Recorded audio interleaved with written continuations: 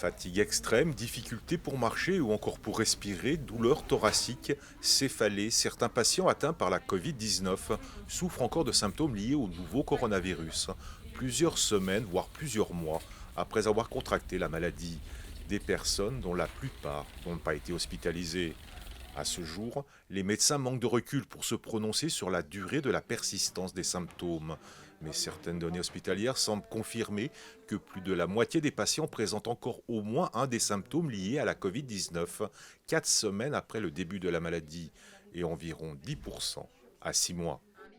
Ça reste très mystérieux, c'est-à-dire que en fait, on découvre un phénomène, c'est-à-dire qu'il y a un an, on découvrait les pneumopathies sévères qui menaient en réanimation, et puis quelques mois après, on se retrouve, il y a des personnes qui se retrouvent vraiment avec des handicaps dans leur vie de tous les jours, euh, et sans que, effectivement, certains aient eu de formes graves lors de la forme aiguë. Donc ça, c'est vraiment très perturbant.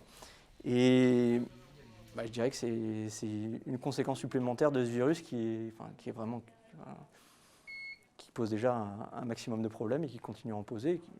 Et malheureusement, il nous faudra encore du temps pour répondre aux questions de comment ça marche, quels sont les mécanismes à l'œuvre dans ces symptômes chroniques, et est-ce qu'on peut proposer un traitement qui bloque la genèse de ces symptômes.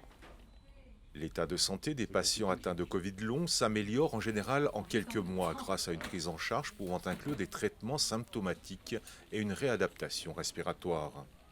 On a toujours envie de savoir comment ça marche, qu'est-ce qui est à l'origine de ces symptômes en dehors du virus, comment le virus arrive à déclencher ces symptômes pour pouvoir avoir derrière, enclencher des recherches sur un traitement de ces symptômes pour bloquer finalement ces symptômes. Si des patients tentent une thérapie par le sport, certains se retrouvent sur les réseaux sociaux pour partager leur Covid sans fin. Au mois de janvier 2021, l'OMS, l'Organisation mondiale de la santé, a décidé de s'attaquer à ce mystère, alors que la Haute Autorité de santé publiait ses premières recommandations.